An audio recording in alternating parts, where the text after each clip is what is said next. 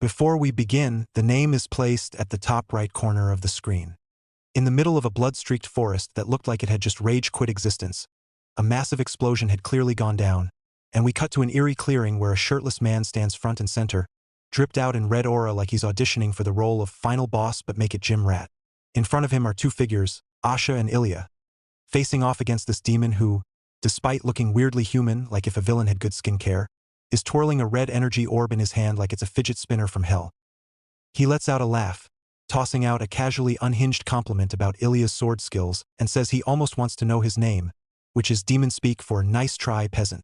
Ilia, not here for demon TED Talks, tells him to shut it, but the demon's already winding up like he's pitching in a supernatural baseball league. Ilia whips out his sword, glowing blue like it's sponsored by ice.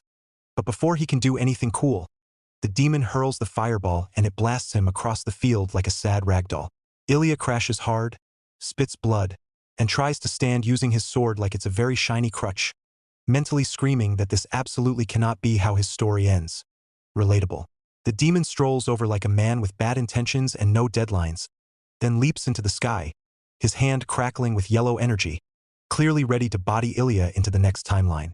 Just as he's about to deliver the finishing blow, Asha slides in like a queen with main character energy and takes the hit straight to her abdomen, protecting Ilia like it's a full-time job she didn't sign up for. Asha coughs up blood like she's trying to win an Oscar for tragic heroine. But she's not just here to take an L. She's got demon slaying on the agenda. With one last swing of that plot-armored blade, she drives her sword into the demon's back, making him spit blood like it's a group activity. The demon stumbles back, dramatically screeching that this cannot be. Like, bro, yes it can, and collapses, aura tanking to absolute zero, actually -0 because we're being extra now. Ilia, bruised and barely upright, calls out to her, catching her as she stumbles, but she's clearly fading fast. He shouts her name, desperation peaking, when suddenly a screen appears like it's patch notes for heartbreak. Condition verified. Double suicide with the demon life. Ilia cradles Asha on the ground, begging her to stay, but while he's stuck in despair, Asha sees something else entirely. A glowing golden screen cheerfully announcing achievement unlocked. Sacrifice your sacrifice for Ilia. With a favorability plus 20 reward like this is some twisted dating sim with trauma perks. She thinks, yeah, this has to be the final hidden ending. Ilia, choking back tears, asks her why she did it. And though her voice is shaking like a dial-up connection, she still tries to respond. She reaches out, her bloodied hand resting gently on his cheek, and says she likes him, has always liked him. But her words fade out, her hand slipping away like the Wi-Fi just cut. Ilia screams her name, crying and pleading for her to wake up, but the screen interrupts again like a cruel narrator. Collation ended. Hidden sacrifice for him. Then, boom.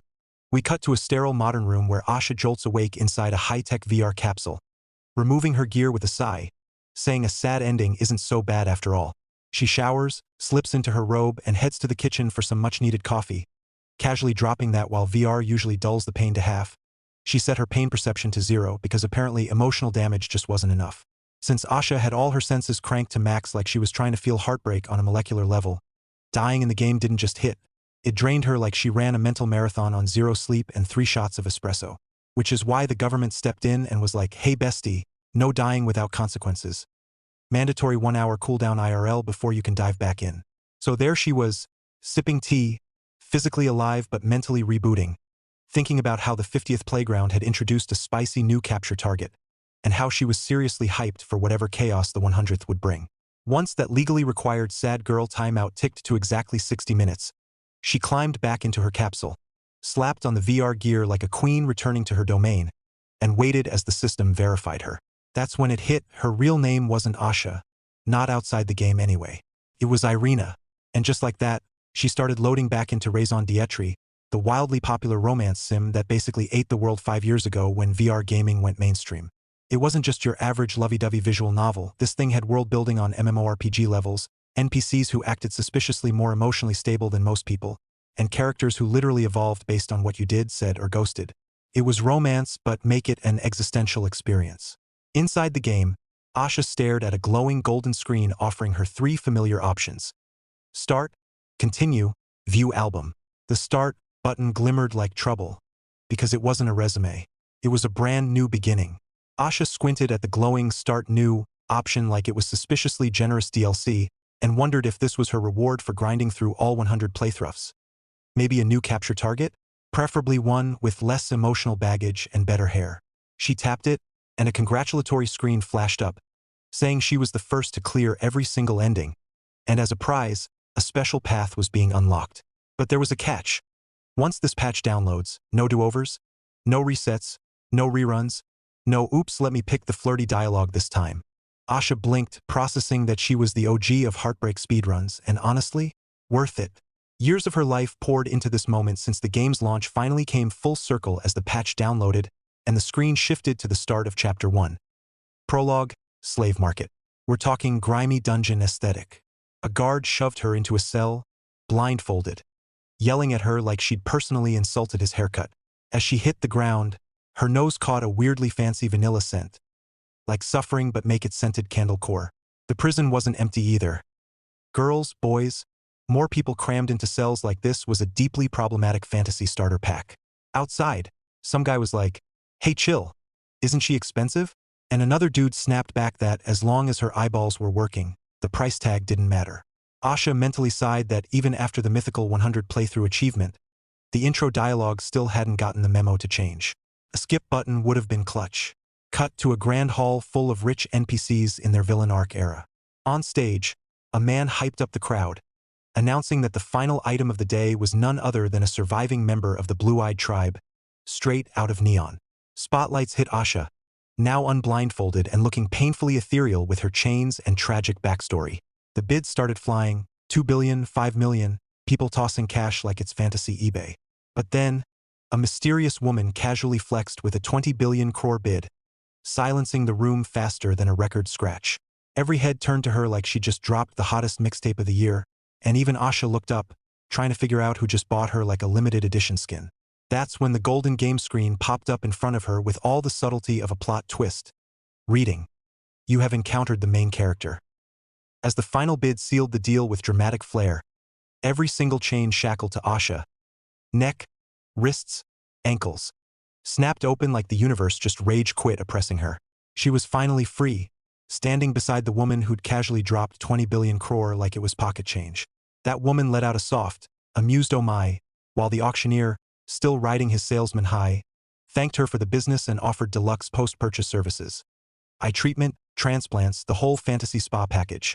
But then she looked at him, not said, looked, and that look was so lethal it sent the man into a visible panic spiral. Without wasting another second, she took Asha's hand, turned like a boss leaving a crime scene, and said she was done here.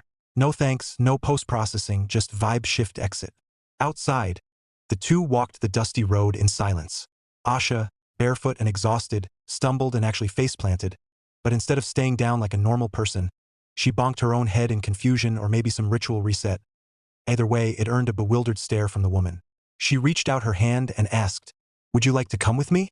A text box popped up in Asha's vision, revealing her name. Serena, Mage Tower Master. The greatest mage of the era, dripping in both power and accidental saint energy. According to the game, she's a little too into her own magical gospel, but also kind, gentle, and probably wouldn't sell you for parts. The choices appeared. Do as you like. What's your name, or the spicy one? What if I say no? Asha smirked, choosing the third option, throwing in a melancholic zinger. What if I say no? I have no right to refuse anyway. Serena's eyes widened like Asha had just drop-kicked her worldview. But then, ding. Favorability up. 5 points. 5. Asha blinked. That's not normal. Serena, now visibly moved, softly responded that she understood Asha's hesitation but clarified that she hadn't bought her for her eyes. Asha, meanwhile, stared at the floating notification like it just glitched. Why is this going up? And why 5 points in one go? Either she'd cracked the emotional stock market, or this new patch was out here rewriting the rules. Serena gently revealed, I am of the same lineage as you, and Asha immediately clocked the detail that gave it away. Those cross-shaped pupils, a dead giveaway of the neon bloodline. Something so rare and specific that in all her previous 81 playthroughs. Yes, that's a full 9 by 9. Serena only ever dropped that bomb much later in the story. And yet, here she was, spilling the secret in Chapter 1 like it was Casual Tuesday lore. Serena continued, her voice laced with guilt, saying she had regretted the day she heard of the tribe's massacre 10 years ago, and how she did nothing to stop it even though she had known trouble was brewing. Now, with Asha standing before her, she declared her the last kin she had left and promised to never bring her harm. Asha hesitated, heart doing its usual inner monologue gymnastics, but eventually gave in with a quiet, "I will follow you." Serena smiled, thanked her for trusting her, and formally introduced herself again, saying, "Please take care of me." They shook hands like allies sealing fate, then headed toward the magic tower, which was absurdly luxurious. Like, if magic had a Pinterest board, this place was it. Serena offered to show her around, and while the decor screamed royalty, Asha mentally shrugged, thinking that even the most dazzling sights turn into background noise when you see them every day. Serena asked if she didn't like it, and Asha admitted that compared to her past, this was already an upgrade. Serena nodded in understanding, but Asha was too busy low-key analyzing her game stats like a gremlin behind the screen. Serena's starting favorability was already a whopping 50, which was 20 points higher than usual. That kind of head start should have been exciting, but to Asha, it felt like the game just spoiled the thrill of the chase. And right on cue, a man approached from ahead with classic serious face energy, asking Lady Serena, "Who is this woman?" That man was Adele, her loyal secretary and confidant. Looking at Asha like he'd just been handed a subplot he wasn't ready for. Aiden, Serena's ever-loyal right-hand man, carried the same energy as a golden retriever with a day planner. If you manage to cure Serena's loneliness, the man practically becomes your in-game cheerleader. Serena introduced Asha with a warm, take-charge tone, saying she had taken this girl in and instructed Aiden to prepare a room and a ready-to-eat meal. Asha eyed him and thought, sure, he's technically a capture target, but let's be honest, he's not giving main route energy. His loyalty to Serena is coded in his DNA. Aiden gave a calm nod and told Asha to follow him, which prompted two options to float into view: follow obediently or hesitate. She went with the latter, just to shake things up, and instead of following, she clung gently to Serena's jacket like a lost cat with abandonment issues. Serena turned, surprised, and asked what was wrong. Asha didn't say a word, mumbling into awkward silence, and the screen flashed. Serena's favorability +5. Again, this woman's affection was inflating faster than VR's electric bill. Serena placed a hand gently on Asha's shoulder and apologized, realizing she'd been careless and should have asked someone else to handle things. Turning to Aiden, she said he should just focus on preparing the meal. He agreed without question, probably already adding comfort food for emotionally damaged guests to his list. At dinner, the table was decked out like a gourmet festival. Asha wasn't sure if this was a meal or a courtship ritual. Serena poked a fork into a juicy loaf of meat and gently offered it to Asha, saying she hoped it suited her taste. Asha, confused but going with the flow, thought it must be the high starting favorability that made Serena go full domestic goddess.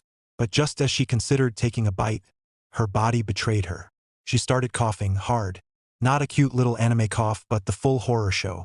And from her mouth came not air, not crumbs, but blood. Lots of it. In the classic hero genre blueprint, the player's job is always the trusty swordsman, swing first, ask later. But to fully awaken as the hero of the Holy Sword, you've got to stockpile magic power like it's emotional baggage in a JRPG. The amount you gather directly determines your permanent awakening ability. And the easiest farming method? Eating meals at the magic tower. Sounds chill, right? Except Asha, after taking one noble bite of steak, immediately began coughing up blood like she'd bitten into emotional trauma instead of beef. Her HP bar tanked into the yellow zone like she just lost a boss fight to dinner. As she started to black out, she groaned internally, thinking there's no way this was poisoned. On the contrary, it was clearly imbued with top-tier magic power. And for someone from the Neon tribe, magic was supposed to hit like a healing potion, not a death trigger. So either someone coded this with spite or the game was serving bugs for dessert. Serena sprinted to her side in full panic mode, holding her up and shouting for Essel to fetch a healer, or scratch that, a priest. Asha barely processed it as Essel dashed off and Serena gently asked if she was in pain, telling her to hang in there. Meanwhile, Asha, dazed and emotionally sideways, thought about how in every past run, Serena would always react like this whenever she got hurt or died. In contrast, real life had no Seranas, no one ever panicked for her. No one even noticed. So with a dry, detached voice, she said aloud, "It's a common occurrence. I'm not in pain at all." Like the concept of agony had become just another dialogue box she was too tired to close. Serena, clearly on the verge of spiraling, stared at the blood like it personally betrayed her and said, "How can this be?" You're bleeding so much. Meanwhile, Asha was internally rolling her eyes like a seasoned player watching a cutscene she couldn't skip, thinking, I really am fine. Honestly, the most pointless mechanic in this game is everyone babying the protagonist.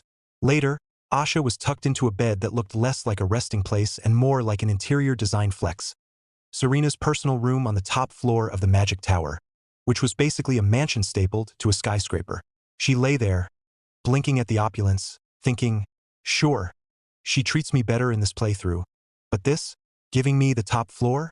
So this is what a high starting favorability looks like. Fancy, but honestly, with all that patch hype, I was expecting more than upgraded hospitality. Serena entered gently, asking if she was awake and if her body felt okay. Asha nodded, replying she was perfectly fine, and Serena smiled, placing a soft hand on her head like she was made of glass and affection. That's when the screen popped up with all the subtlety of a pop quiz. Question 1. What is that over there? Question 2. I am glad to have met you, Serena. Asha, being done with earning extra favor points like she was maxed out in friendship already, thought she'd go with the one that might restore some of her magic. She pointed toward an aquarium-like display containing a mysterious orb and asked what it was. Serena looked at it and said it was the Holy Sword, currently in orb mode by temple request. Once the prophesied hero appears, it'll transform into a form that matches their will, because of course it's a shape-shifting legendary weapon with aesthetic preferences. But just as things were getting peacefully exposition, Essel suddenly sprinted into the room. No knocking, full panic, yelling, Lady Serena, we're under attack. Serena snapped to attention, asking for a status update, and Essel, still catching her breath, reported that the top 5 floors, including floor 1, had been sealed off by a dimensional crack.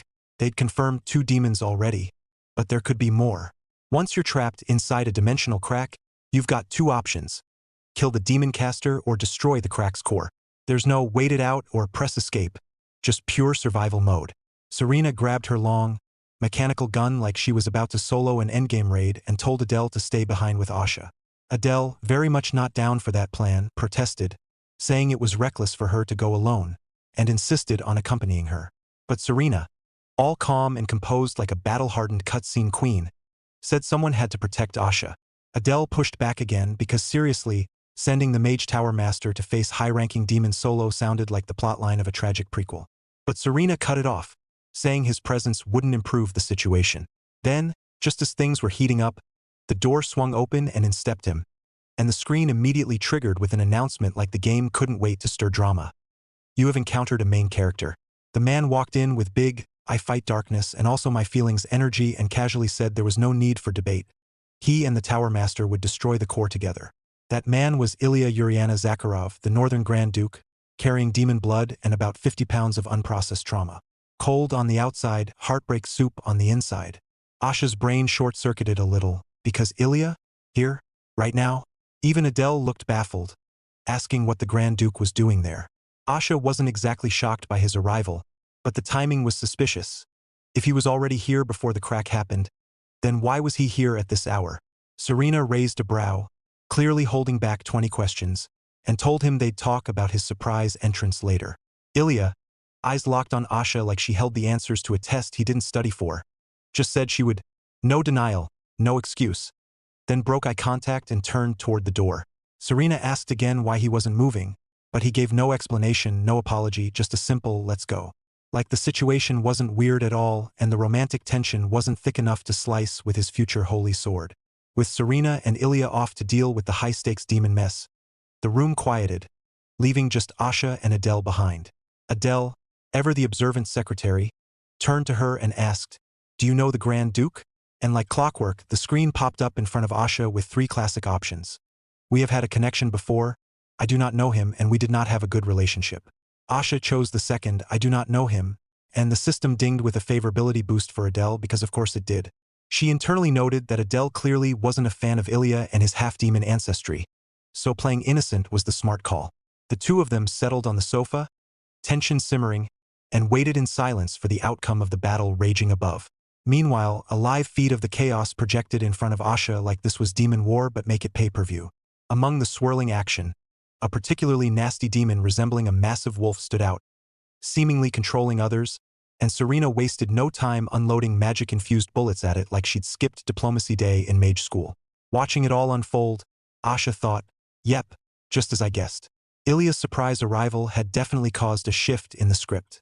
Originally, Serena was meant to slowly descend to the 196th floor where she'd face one of the Demon King's 4 lieutenants and their minions, barely making it out with service-level injuries and that typical tragic heroine vibe.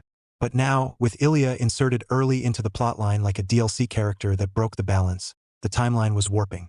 Then, a voice echoed from outside the room. Adele's tone snapped into alarm as he shouted for Asha to step back from the door. It burst open, revealing a humanoid demon who clearly failed the whole blend and test. Grinning like he was the final boss of a filler arc, he laughed ominously, saying that Lord Liv's prophecy was true, 2 humans were inside. His hand crackled with swirling pink energy, like cursed bubblegum with murder intent. Adele cursed under his breath, frustrated at how deep this breach had gotten. Asha, however, wasn't scared. She was practically smirking, thinking that one talks too much, and in that moment, the anticipation hit her like a key item notification. Finally, she thought, the Holy Sword Awakening event is about to begin. The demon stood just a few steps away now, strolling forward like he had all the time in the world. His voice soaked in smugness as he sneered, "Don't worry, the other 2 humans, your precious Tower Master and the Grand Duke, are being taken care of by my Lord Liv and the others. They'll be dead soon, so why don't you just follow them?" With that, he raised his hand, blue energy spiraling around his fist like a cursed cyclone, and charged toward Adele with a brutal speed. Adele tried to react, but he was knocked to the ground, his sword flung into the air uselessly, and Asha watched the entire scene play out, her heart pounding. Not with fear, but clarity. The demon's eyes now locked onto her, ready to finish what he started. But Asha's thoughts were elsewhere. She'd been feeling it for a while now, something pulling at her soul like a whisper from the game's code itself. A screen blinked into existence before her eyes, laying out her options. 1. Run to Adele to check his condition. 2. Calmly step back. 3. Charge the demon with her bare hands. Or 4. Cover and hide in fear. She mentally cringed at the last one. Sipitif, no, spiteful, sad, silly, whatever it was, that coward option wasn't even in the running. The answer was obvious. It was time to clear this stage. She began walking, each step measured, unfazed by the demon's mocking laugh as he barked, "Human, look at you," trembling in fear. But she wasn't trembling. She was walking straight toward the glass that encased the holy sword. The orb inside, once a dormant blue, began to spin the moment her fingers brushed the surface. Then the entire room started to shake, the tower rumbling like it was waking up from a centuries-long nap. The demon's cockiness snapped into confusion, shouting, "What? Is this an earthquake?" But the orb's color was shifting, from calm blue to radiant gold, bathing the room in divine light so intense it burst out of the tower itself. A new screen appeared in front of Asha. "The Holy Sword reacts to you. Title obtained, the prophesied hero." The orb cracked open and the sword within began to float, golden and alive, rising above the glass like it had been waiting just for her. The demon stumbled back, wide-eyed, muttering, "What?" But Asha didn't stop. As the holy sword hovered toward her, glowing like the wrath of destiny itself, the game had officially changed, and she was no longer the girl running from the script. She was the reason it was rewriting itself.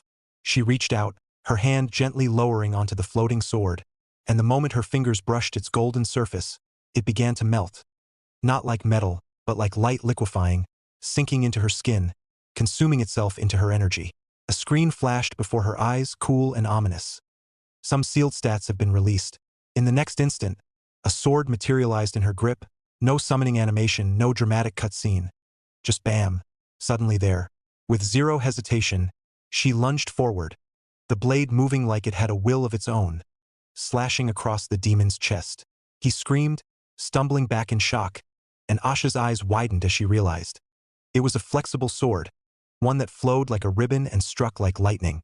She remembered this was where she died in her first playthrough, right in this very room without a single slash. And now, in her 100th loop, everything was different. The screen blinked again. Serena has destroyed the crack core, returning to reality. She blinked in disbelief. Serena ended it already? That was faster than usual. Or no, this wasn't about Serena. This whole playthrough was on turbo mode. Another notification. Checking player reward, Title obtained, the prophesied hero. Event reward, holy sword. Asha couldn't even bask in her victory. Something felt off. She turned to see Adele slumped on the ground, bandaged and barely conscious. She stepped toward him, reaching out, softly calling his name. But just then another screen popped up. Combat adjustment ending. But instead of peace, red warning windows exploded in front of her. Her HP bar began nosediving. Below yellow, then red, like she was bleeding out from nothing. She gasped, stumbling, her legs unable to hold her up. What's going on? Why is my HP dropping? Then it came, an error has occurred. An error has occurred. Dozens of overlapping windows filled her vision like digital static. And finally her knees buckled. She hit the floor hard, unable to move, barely able to think. Could it be another bug? She thought, before everything around her glitched and faded. Adele rushed toward her, but the screen had already made its final decision. Unable to continue playing. Forced logout in progress. Asha was forcefully logged out, and in the dim stillness of her room, she emerged from the capsule like a crash survivor crawling out of wreckage. Her VR gear clattered beside her as she pulled it off, her breaths ragged, chest heaving like the oxygen tax just went up. She tried to stand but collapsed to the floor, clutching her ribs. That's when her companion, a sleek little mechanical cat named Plang, trotted over like a nurse with zero bedside manner and casually presented an injection. With trembling hands, Asha uncapped it and stabbed it into her arm. The medicine hissed into her veins like digital life support, and she sprawled out on the cold floor, her body finally loosening. Plang, ever the concerned robot cat, informed her with sterile honesty that her heart condition had worsened and that she needed to see a doctor. Asha, still catching her breath, muttered, "Make an appointment with Plang," as if her cat was both therapist and secretary. Plang replied that the earliest slot at her usual clinic was in 2 days, and she told it to book it.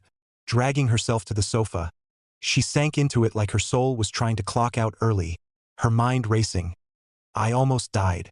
The chest pain, the tremors, the seizures, they weren't just symptoms anymore, they were warnings. If being forced out of the game caused this, then something in her system was seriously broken. But no, people like me, made in factories, aren't supposed to break down. Her gaze drifted to the barcode on her arm, a quiet reminder that she wasn't exactly a child of nature. Plang jumped into her lap, mechanical paws light and warm. She stroked its head and said softly, "Thanks, Plang. Go get some rest. I've got work." Plang acknowledged her with a chirpy response and padded off. And Asha sat up, determined to at least report the bug that nuked her game session. She booted up her system, expecting the usual dev terminal. But what she saw made her freeze. The UI was completely different. It wasn't the standard infrastructure display. It wasn't even a bug report form. There were strange new options. A user board, layered mission tabs, paths she didn't recognize. She blinked at the screen and muttered, "What the hell is going on?" Because apparently, logging out wasn't the end of the story. It was just level 2. What started as a fun game had evolved into something dangerously close to emotional dependence. Asha knew that, and yet, knowing didn't change a thing. After 99 playthroughs and over 90 unique endings, those pixel-crafted, algorithm-bred characters meant more to her than most of the warm-blooded people she passed in real life. So when she saw that user thread, Ilia's favorability at 100, she dove in like a caffeine-starved gremlin at a free coffee bar. And there it was, a screenshot showing Ilia at max affection, acting like he couldn't pick her out of a crowd of 2. That dead-eyed stare? That emotionally bankrupt line delivery? It wasn't even Sub-Zero. It was emotionally tax-audited. "This can't be real," she muttered, scrolling through the chaos.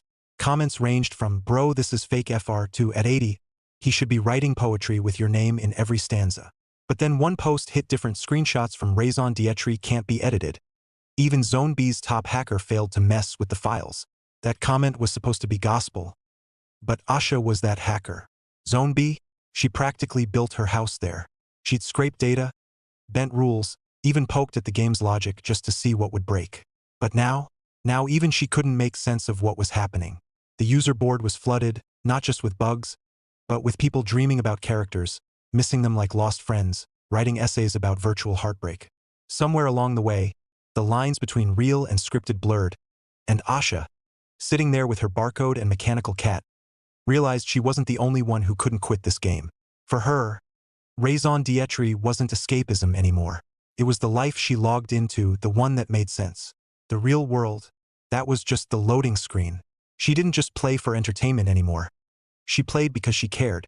She needed to see how Ilia would respond, how Serena would act, how the story would twist if she picked option 3 instead of option 1. She breathed more inside the capsule than she did out of it, and the thought of losing access to Raison Dietry wasn't just tragic. It felt apocalyptic. The game wasn't a break from reality anymore. It was reality, and everything outside it was just side quests she never asked for. After drowning in the glitchfest that was the user board, Asha realized her brain needed a break, or at least the illusion of one. With an hour to kill before she could log back in, she slumped away from the screen, half expecting it to start glitching in Morse code. But as she turned, a comment popped on screen. The main characters in Raison Dietry aren't just polygon scraps. Another user chimed in, sometimes I get chills watching them move. Asha used to dream. In that dream, she stood in a golden field like a walking screensaver, her hair catching sunlight like she'd wandered off a shampoo ad. Serena, look at this, she said, grinning as she held out a flower crown woven by hand, like nothing had ever gone wrong. Serena always smiled in that dream. But when Asha logged back in, the flower crown was gone, replaced by bloodied bandages and trembling hands. She was crouched next to Serena now, pressing gauze against her wound, whispering, "You can lean on me when it hurts." In this world scorched by demon fire, they were the only two left of their tribe, haunted by what was lost and bound by what remained. Once, Asha's life was just guilt and rage and a self-hate spiral with no exit sign. But then came Serena. Dream Serena, real Serena, memory Serena. Did it even matter which? Because somewhere along the way, Serena became her light. Asha's world wasn't built from pixels. It was built from moments like these. And even if that flower crown never made it into the final version, Asha still remembered how it felt in her hands. But the dream always ends the same way. A sudden attack, a falling star, and the blurred silhouette of a hero standing just out of reach. Back in the game, Asha collapses again, unconscious, and Serena rushes to her side, cradling her gently before laying her on the bed with shaky hands and wide eyes full of panic. Ilium and Adele stand nearby, both visibly concerned, though Ilium's version of concern looks a lot like staring into a void and hoping it blinks first. Serena blames herself, muttering that she was too complacent, that the woman in her memory was without doubt the wielder of the holy sword, and she should have been better prepared for this. She turns to Ilium and calmly asks him to leave for the day, reminding him that while she owes him a great deal, she can't allow him to overstep. But Ilium, being the walking contradiction he is, doesn't budge. Instead, he asks if the girl, Asha, is all right. Serena, voice low and heavy with worry, admits she's not. She explains that even minor exposure to magic wreaks havoc on Asha's body, that even a normal person without a shred of magic wouldn't suffer like this. And there's only one possibility she's ever seen recorded that could explain it, though she can't confirm it alone. She decides that visiting the temple at dawn is their best option. But Ilium still doesn't leave. He quietly insists he's staying a little longer. Serena, confused now, finally asks what exactly his relationship is with Asha. And then, with all the emotional clarity of someone reading a grocery list, he drops it. She's someone I love. Asha logs into the game, her real-world self syncing with the avatar as her identity is verified and her eyes flutter open in a softly lit room, sprawled out on a plush bed, like she accidentally selected royalty mode during login. She blinks, brain buffering, thinking, why am I waking up in a bed? This isn't where I fainted. The storyline's clearly freelancing now. Before she can make sense of the glitch in her mental Google Maps, Serena rushes in like a human alarm clock, shouting her name and squeezing her in a hug like she just came back from the dead, which honestly wasn't far from the truth. Asha stares, still trying to defrag her mental hard drive, and asks, how long was I asleep? Serena, smiling but visibly exhausted, replies that she's been out cold for 2 whole days. That's when Asha's inner monologue slaps her upside the head with a cosmic what the hell. 2 days? That's not possible. The system is supposed to freeze in real time when she's logged out. Later, maids start fussing with her hair like they're prepping her for a wedding she didn't RSVP to. Her thoughts tumble fast. If she's been unconscious for 2 whole days, that means the temple visit is now delayed, and she wonders if the main storyline will even accept this unauthorized narrative detour. Just then, Serena returns, voice calm and considerate, saying that now that Asha is the holy sword's chosen, they should head to the temple. But if she's still unwell, no pressure, the temple isn't going anywhere. Asha starts to reply with a casual eye. But plot twist. The door crashes open like a budget action movie, and in storms Ilia, dramatic and emotionally constipated as ever. He rushes to her side, grabs her shoulders with both hands like he's afraid she'll pixelate and vanish, and asks if she's okay. Her soul briefly detaches from her body. The screen pops up with 3 delightful options. 1. Remain silent. 2. Who are you? And 3. Using a nickname this early, how rude.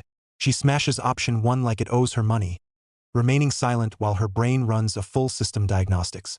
Immediately, the screen blinks to life again, announcing that Ilia's favorability has increased by 10. It's now at a completely illegal 110. Asha internally short-circuits, thinking what in the actual storyline spaghetti is happening, and coughs violently from sheer confusion. Serena turns to her, concerned again, and asks if she's all right, while Asha wonders if she just unlocked a secret route or if the game's running purely on vibes now. She waves it off with a yeah, I'm fine, just a bit choked like she's brushing off a paper cut instead of nearly glitching out of existence, but her brain is having a full-blown existential software crash. Favorability can go over 100? Is this a bug, a patch, or just narrative chaos at this point? How was Ilia already at 100 when this is technically their first meaningful convo? Serena gently suggests she rest, clearly still in worried mom mode, and Asha, foolishly but heroically, says she's okay again, which sends both Serena and Ilia's favorability climbing like stock prices after a celebrity endorsement.